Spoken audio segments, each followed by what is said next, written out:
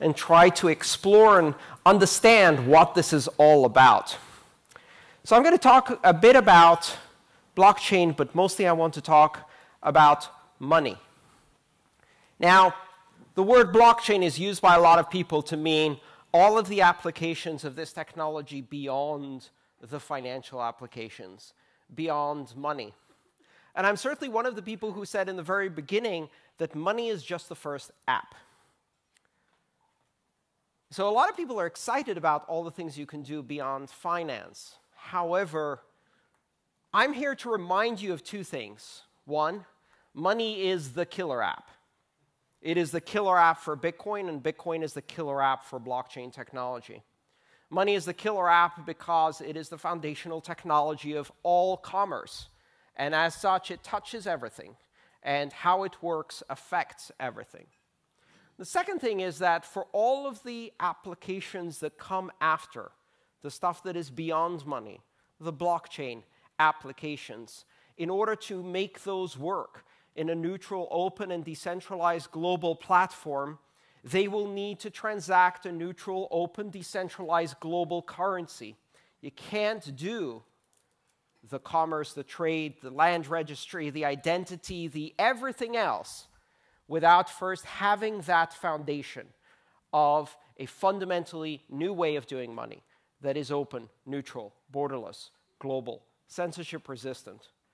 And that is what comes out of the killer app, which is money on a blockchain. One of the problems we have in this space is understanding the terms we use. And money is probably one of the most abused terms because very few people really understand how money works, what money is. And money, as such, is not a definitional term. It's at best a descriptive term. Really, it's more of a general classifier. I'm going to talk a bit about what we mean when we say money and how we need to understand money as things go forward now that we have a new form of money based on the blockchain. This talk is inspired by a conversation on Twitter that Vitalik had with a few people just a few days ago. People were asking Vlad Zamfir, you may have heard of him, one of the other Ethereum greats, about whether Ethereum is money. And Vlad was saying, no, Ethereum isn't money. And some other people were saying, yes, Ethereum is money. And Vitalik said, how about instead of using the term money, instead we talk about MOE, SOE, SOV, and U of A. Most people didn't realize what he was talking about. That was a really insightful comment. The three fundamental uses of money: SOV, store of value; MOE, medium of exchange; UOA, unit of account. We use the word money to describe things that in their practical application exhibit one of the fundamental behaviors that allow us to use them for these purposes. And if you just use the term money in general, you may be having a conversation across purposes with other people because what you define as money may be colored by your perception of what you think the most fundamental aspect or use case of money is. Ever had a conversation with a gold bug? As far as they're concerned, the most important, most fundamental use of money is as a long-term, durable store of value. Therefore, the New Zealand dollar is not money. The US dollar is not money. Real money. Money made of gold. That's money. Right? But if you talk to many other people, gold isn't money because it's not very practical as a medium of exchange. And while we recognize that it has proven to be a durable store of value over time, it's not very practical as a medium of exchange. Don't believe me? Take some gold specie, go to your local bar, and say, "Do you take gold in here, matey?" Arr. Now, if it's a costume party, they'll probably appreciate that. Otherwise, they're going to ask you for New Zealand dollars or Visa. Is Visa money? Visa is a medium of exchange, but it doesn't represent a unit of account. nor does it represent a store of value. In fact, in many cases, it represents a form of debt. Wait, but most money is debt, except for gold, which is a store of value, and perhaps some of these new currencies on the blockchain, which are also assets, not debt instruments. So this whole conversation becomes confusing. And the reason it becomes confusing is we're using a descriptive term of money to refer to these characteristics without differentiating them. The first form of money was precious metal, the first form of broadly used money throughout the world as a singular global unit that could be recognized and used as a medium of exchange across cultural barriers. Silver, gold. Is it money? It was then, it's not today. So what are the features that make it money? What are the features that give it the capability to serve as a store of value, a medium of exchange, a unit of account? Certain characteristics. It has to be portable, right? There's a Polynesian tribe, Pacific Islanders, that used giant stones as money. Great store of value, poor medium of exchange. Thing weighs 20 tons. You can carve it, and then it sits there because nobody's willing to move it. One of the stories that comes out of that is when, during transport for payment of debt between one village and another, transport by canoe across an island channel, canoe sinks, stone goes to the bottom of the ocean, and is still used as a medium of exchange because both tribes agree that it's still there. Bottom of the ocean, hasn't moved. Its ownership now belongs to the tribe where it would have arrived, and they still refer to it as a medium of exchange and base value on it. It doesn't matter. It's there. It fulfills the role because it has preserved scarcity, right? Scarcity is a fundamental consideration when you're trying to build a store of value. What are the other ones? Fungibility. The ability to have units of value that are indistinguishable from each other for legal purposes. The fact that it doesn't matter if your New Zealand dollar serial number ends in a 3 or a 5, it's still the same. It's legal tender, and you are legally prohibited from making discriminations based on that. You cannot say, in my store, I only accept New Zealand dollars that end in a 6 because I am compelled for religious reasons or whatever other crazy thing you want to do. You can't do that. Fungibility is a requirement under the legal tender laws. Why? Because without fungibility, currency ceases to be practical as a medium of exchange because you now have differential pricing. If you can differentiate between units, then one New Zealand dollar will be worth 1 New Zealand dollar, and another one that's less desirable because fewer locations will accept it will be discounted in the market and operate at a discounted rate, which now means you have to keep track of different values associated with different units of the same currency as they are discounted. That one was touched by a robber. That one was used by a drug dealer. That one has traces of cocaine on it. Actually, all of them have traces of cocaine on them and feces. But we still accept them at 100% value by law. Fungibility. There are half a dozen properties that give us the characteristics that make money suitable to fulfill one of the 3 fundamental functions that we understand. Unit of account is less easy to understand, but the fundamental concept there is that in a barter system, prior to the invention of money, one of the fundamental problems you have is that you have to keep track of the relative value of different commodities. If I offer haircuts in exchange for pedicures, and also offer haircuts in exchange for chicken eggs, and also offer haircuts in exchange for oil changes for my car, I can have a local area, functional community of barter. But the reason that doesn't scale is because I have to keep track of the exchange rate between haircuts, oil changes, chicken eggs, and pedicures. And so does the pedicurist, the car mechanic, and the chicken farmer. We all have to keep track. How many haircuts is it today for an oil change? How many oil changes for a chicken? How many chickens for a pedicure, et cetera, et cetera? It gets very complicated. What if we had some magical thing and we could say, let's price everything in that? And that's money. And that's the fundamental function of having a unit of account. It's interesting that the first forms of money are metal. Metal isn't necessarily very good money. It has some problems. One of the problems is that if precious metal is used as money, it has some intrinsic value that is separate from the money it represents. Right? Silver and gold can be traded independently for aesthetic reasons, to be used in jewelry, for other purposes. So if you have a silver coin and you recognize that perhaps it's not quite worth enough as a silver coin, you melt it and you turn it into a necklace. Add some artistic creativity to it, and it can have a value greater than that it previously had as a silver coin. That destroys its fundamental function as a medium of exchange. Or you shave off a tiny bit off the edge.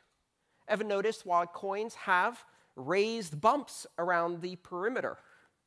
Those were introduced by the Romans when they realized that people were taking Roman silver coins when they used to have full silver in them and were shaving the perimeter, making them smaller and smaller and smaller and smaller and smaller until you reached the point where one of the merchants went, hang on, there's an awful lot of coin missing in that coin.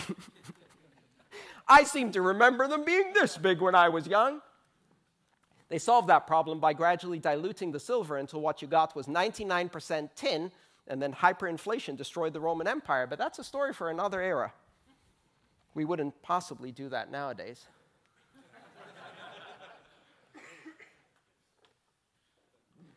Gold is a terrible metal to use as a medium of exchange, and one of the reasons it's terrible is it's because it's too damn soft. It dents, it scratches, bits of it fall off quite easily. Great for jewelry, you can hammer it very easily. Soft metal, fantastic for jewelry. Not so good for a coin, because one of the things you want with a coin is you want it to be able to be used 100,000 times in 100,000 pockets by 100,000 people touching it without it losing bits in the process, because it's not durable. Durability is a fundamental requirement for a medium of exchange, and gold is too soft. So here's an interesting analogy.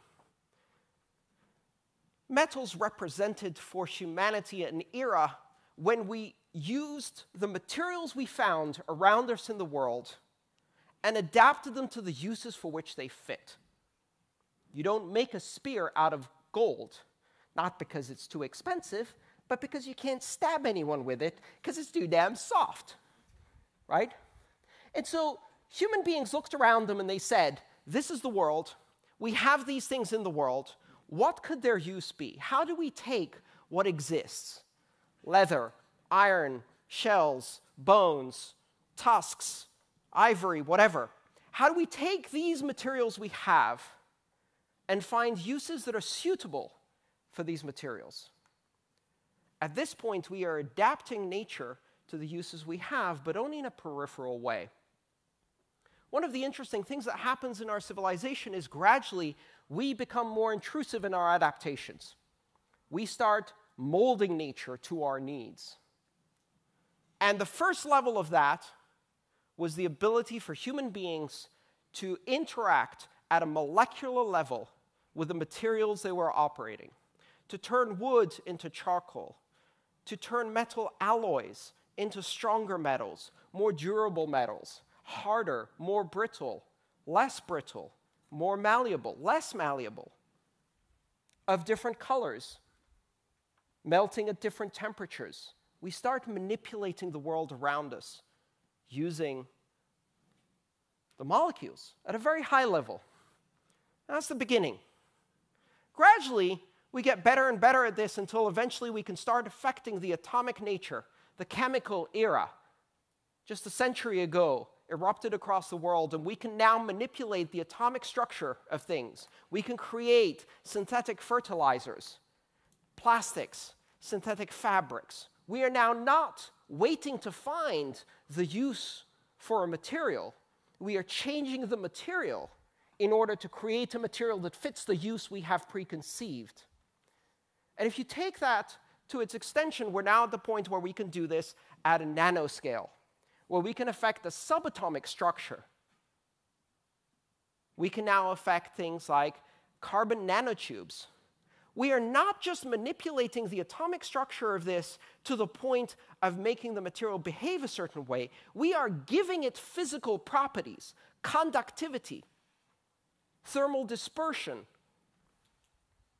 properties that we give to these materials by manipulating them on a nanoscale. And in sci-fi, we talk of the diamond age, where you can go subparticle and take any material and convert it by sheer force of will, a design pattern, and sufficient energy to create many nukes, I'm sure. You could take a chair and say, a chair has carbon.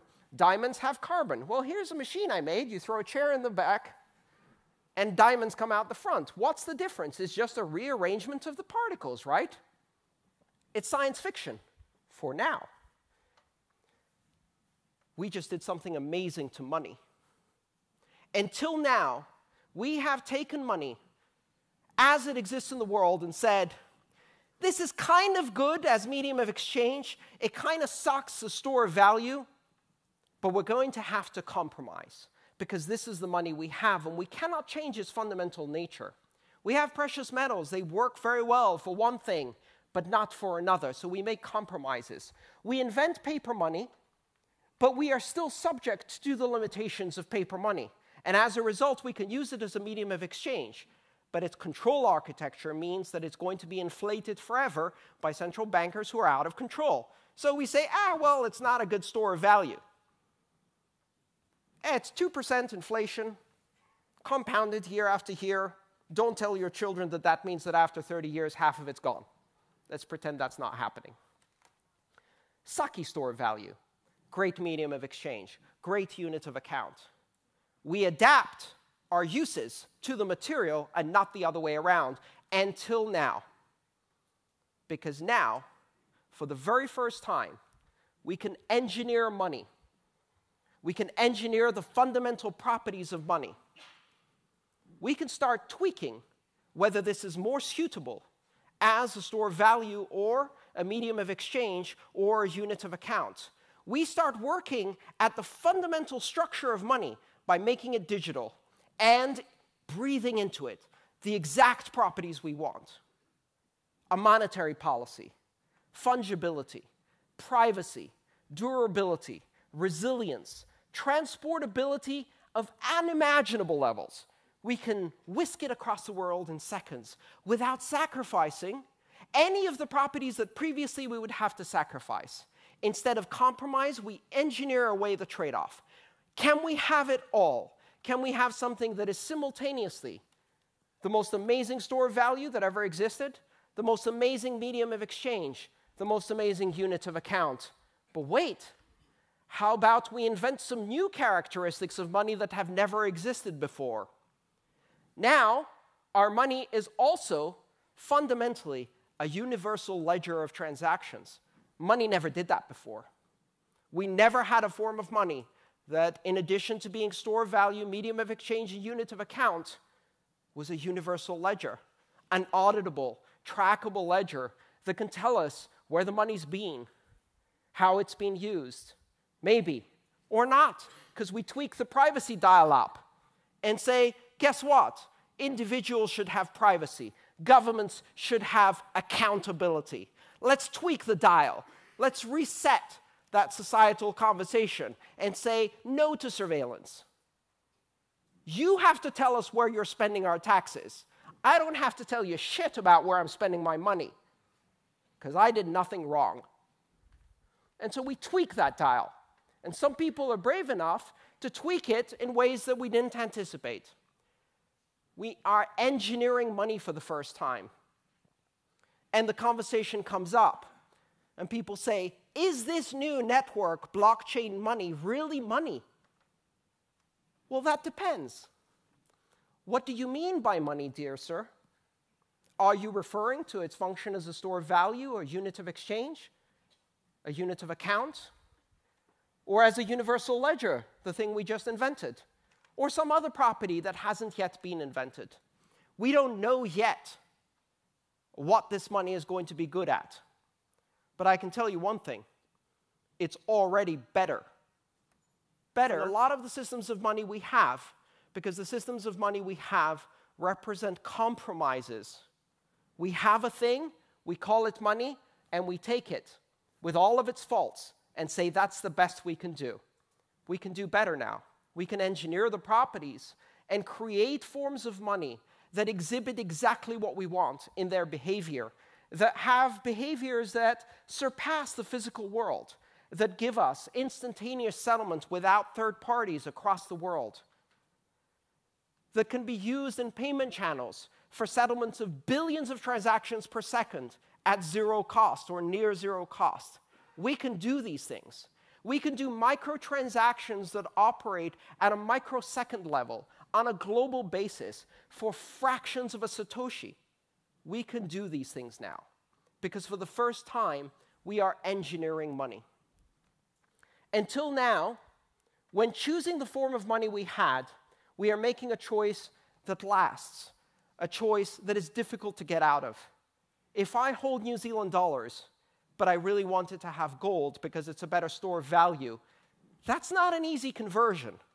I can't simply lift a finger, press a button, and convert my New Zealand dollars into gold. I can convert a spreadsheet representation of New Zealand dollars into a spreadsheet representation of gold, and then I don't actually have either of them. The bank has it, and let's hope Greece doesn't happen again. Surely that couldn't happen here. But that's not really a conversion. If I really wanted to convert the product of my labor into gold, I have to go through some pretty incredible hoops to do that and take physical possession of the gold, which then becomes very difficult to transport because it's heavy. And then if I wanted to spend it, I have to sell it, which is another whole rigmarole of problems. Trade-offs, compromises. What if we could do something different? Instead of trade-offs, we can trade. Trading becomes the better solution. Now, if I have a fully digital, owned asset that is a perfect store of value, and I want a fully digital owned asset, not under a counterparty custodial account. I own this. I control this with my own keys. And I want to convert from the very, very slow, conservative, robust, super secure store of value currency to the very, very nimble, micropayment, instantaneous, buy a damn cup of coffee right now, across the world currency. Now I can do that with a click in a cross-chain atomic swap with no counterparty risk. I don't do trade-offs anymore. I trade.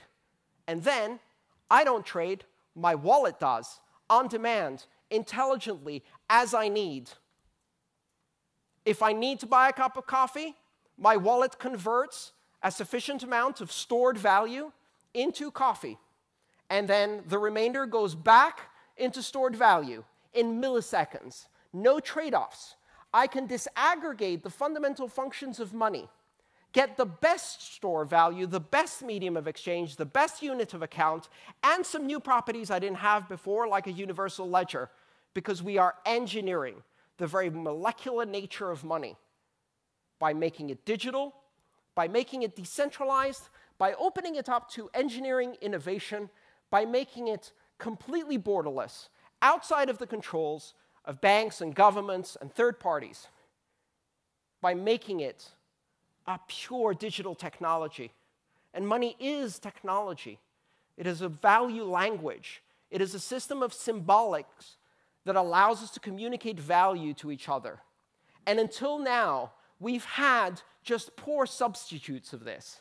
Paper and precious metals and cards that give us access to debt in somebody else's spreadsheet if they will give it to us, if they're still solvent. And all of these inferior forces of money, all of these inferior forms of money will now have to compete. They will have to compete against this new form of blockchain-based, network-based, decentralized money that is engineered to deliver exactly the principles and features that we want, they're not going to compete very well.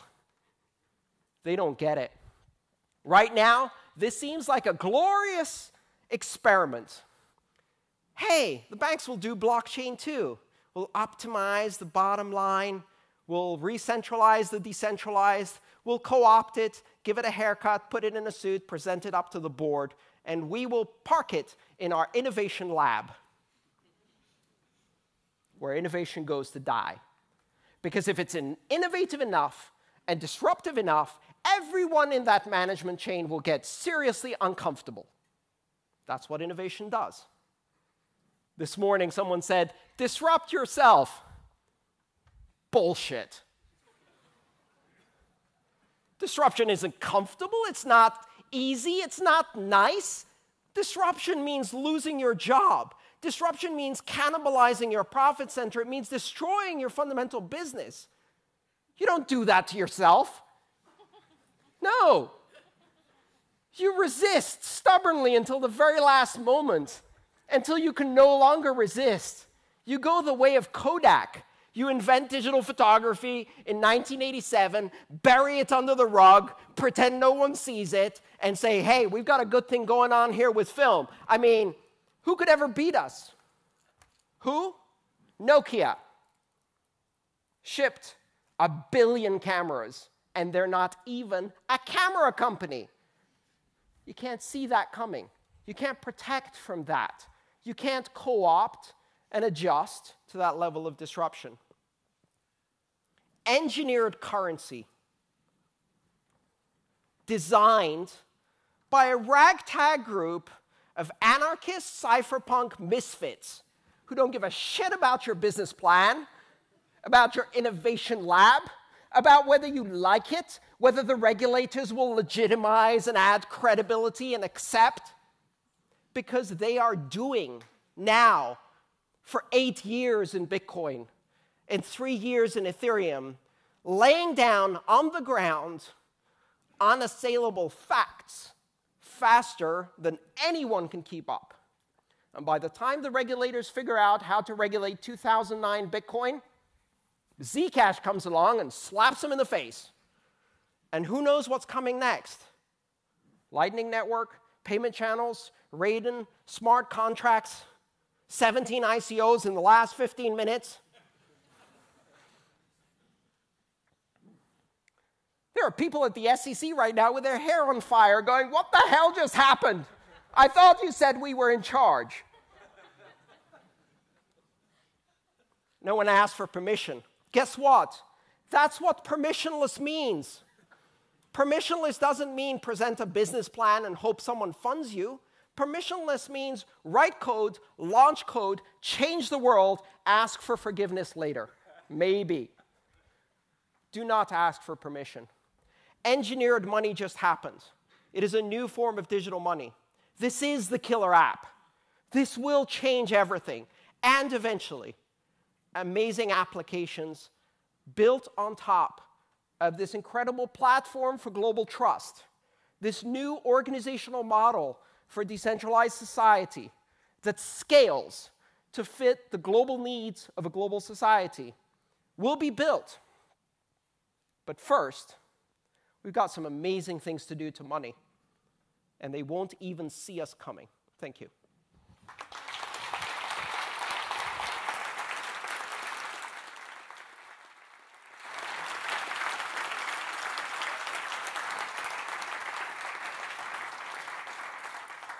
So we have 5 or 6 minutes for questions, and then we'll do a panel all together, and you can ask more questions then. But does anybody have any questions? If you do, raise your hand. We'll get a microphone to you. Over here, please.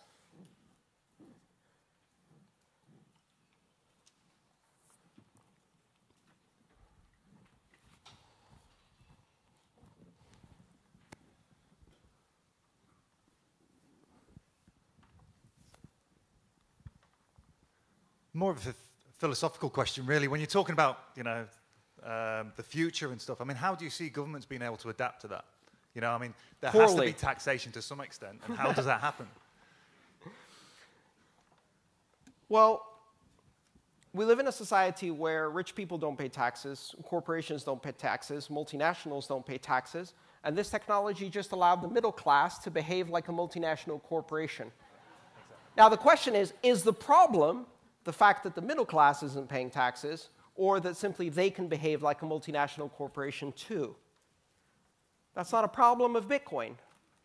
That's a problem which is fundamental to any society that claims to have the consent of the governed and the participation of the tax-bearing masses. Most societies solve this in a variety of ways.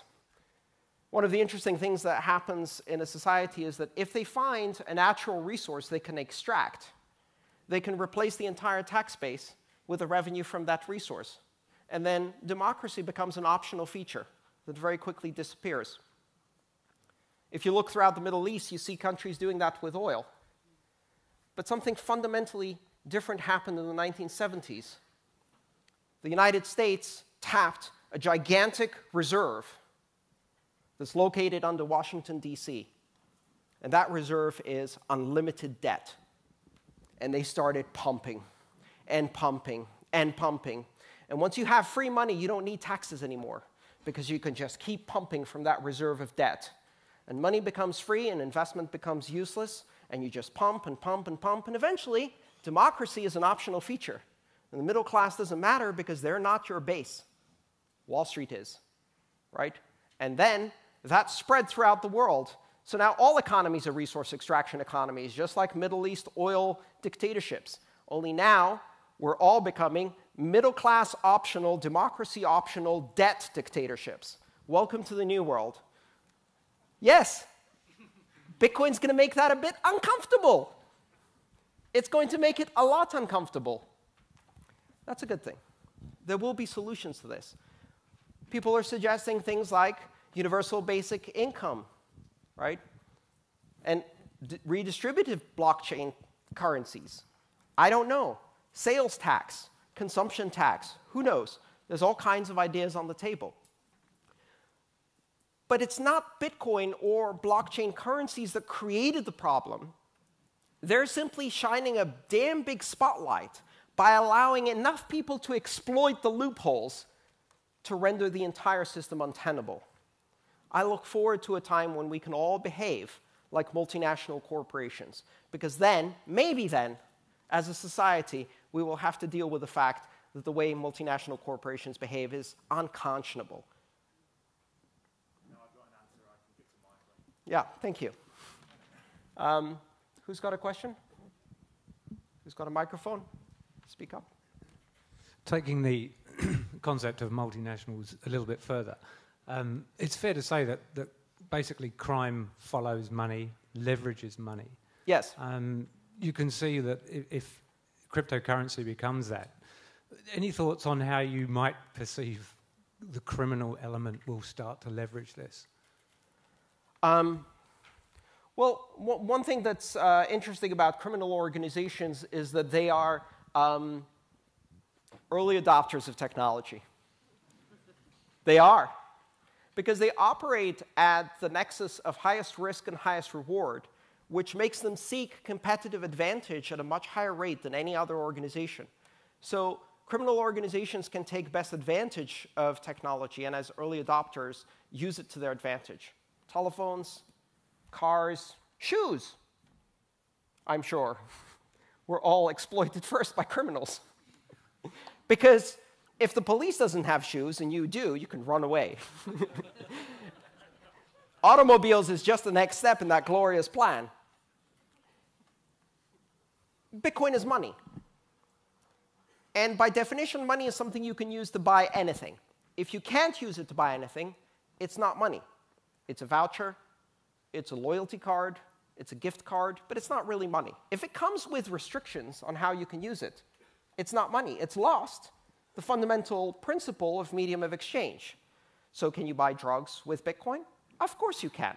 Otherwise, it wouldn't be money. Now, I could place a bet for you that it would be a lot easier to buy drugs with New Zealand dollars than it is with Bitcoin. But you're right.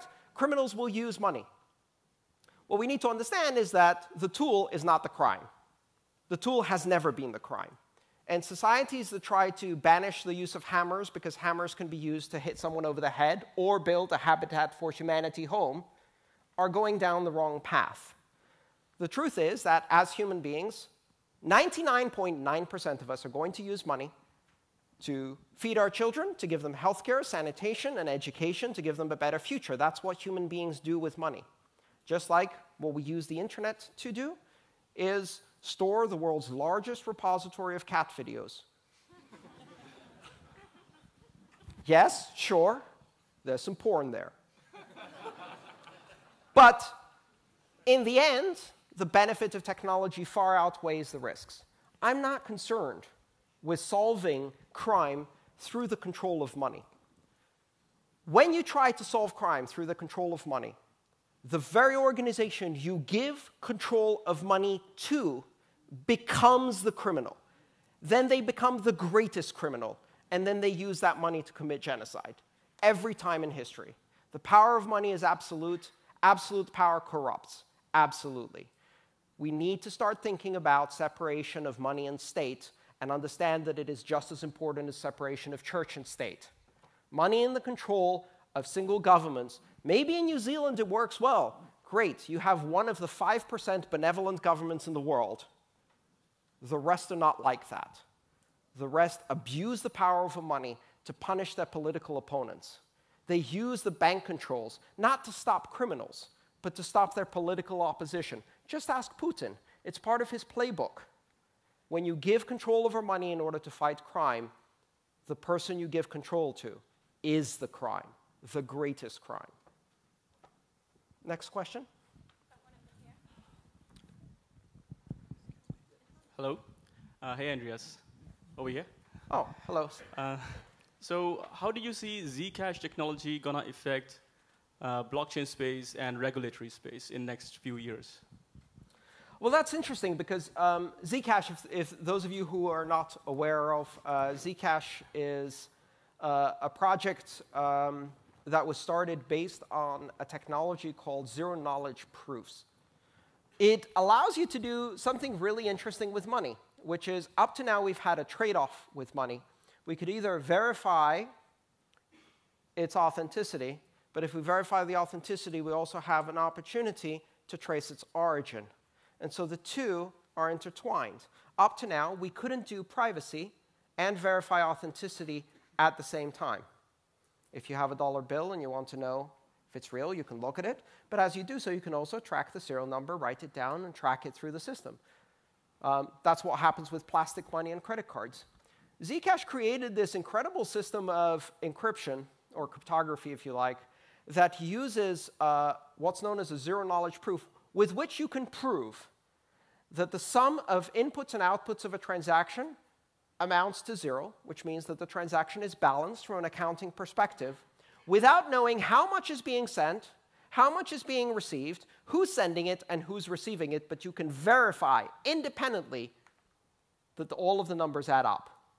And it's mind-blowing, and the math behind it is fascinating, and it's going to change the game. And part of the reason it's going to change the game is because the technology of zero-knowledge proofs is transportable to any blockchain currency, which means that you can implement the same type of sender privacy, recipient privacy, and transactional amount privacy on every blockchain currency out there. It's going to change the game. And yeah, I'm sure regulators are still trying to figure out Bitcoin from 2009. Just down here, we all know banks are very, very powerful with access to resources, etc.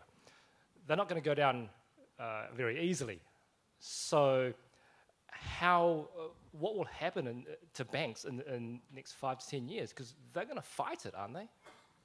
Sure, although you've got to realize that banks are not made of evil people, right? I mean, you have a few people who have this caricature view.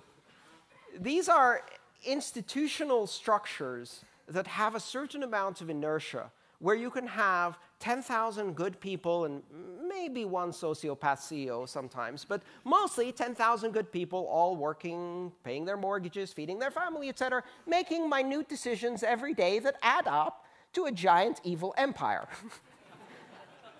that racially profiles homeowners and illegally forecloses on them and takes enormous risks with the knowledge that the regulators will back them up and bail them out if they fail so they can privatize all the profits and socialize all the losses and put it all on the taxpayer and rob pensioners. It's pretty evil stuff, but it's not done by evil people. It's done by good people. And that institutional inertia also means that when faced with an existential crisis, these organizations are very, very slow to respond. They're unable to quickly shift direction because the very architecture of that business model is embedded into the organization so deeply, and the assumptions are so deeply embedded in the culture that it's almost impossible to change, which means they will be badly affected by this, just like the newspapers and the media industry and the TV industry and the movie industry. I go to conferences with bankers, and they ask me, should we get a blockchain consultant? And I said, no. Get a former newspaper editor who got fired because the internet ate his business or her business, and ask them, when did you first know the internet was about to eat your industry? What did you do to prevent software from eating your industry? Now that you know that you failed, what would you do differently? And tell us, please, because software is coming to eat our industry for the first time in 100 years. It's going to be difficult. But in the end, the banks will still be here. They'll just be very different. They'll have less power. They'll offer services that have to be there. Fractional lending is something the blockchains don't do at the moment, can't do at the moment, by design. That's okay. Maybe that's a purpose for banks. There are a lot of things that banks can do as interpersonal relationships with their depositors. They call that a lost business right now, because it's not as profitable as engineering financial instruments to underwrite a loan for a war dictator or something like that. But maybe they can reform their operations and focus back on customer service. I don't know. I don't care. Do you know why? Because in the end, this isn't about any established industry. There is no right to maintain a business model. There is no guarantee to profits. And if banks are terrified of competition in a free market, something seriously wrong has happened to banking. If the most terrifying thing in the world is unbridled capitalism, and you work at a bank and that's what scares you. I was on a panel where one of the bankers said, we don't have to do anything. The government won't allow this to happen. If your last resort is a government decree that prevents competition in the free market and you're a banker, you have already lost. Banks will do fine as long as their model is in building productive relationships that serve the community and society. If what they're doing is vampire squid financing of war dealers and dictators around the world, they will fail. Good riddance. So I'm not really concerned. In the end, when the dinosaurs ignored the mammals and they looked at that bright, shiny thing in the sky that was coming for them, a lot of them probably wondered, what's going to happen to the dinosaurs? They're still here. I had one of their eggs for breakfast. Dinosaurs turned into chickens. They are the closest descendant of those once mighty beasts. And we are the descendants of the furry things they crushed underfoot. Let history repeat. I'm going to enjoy it. Thank you so much.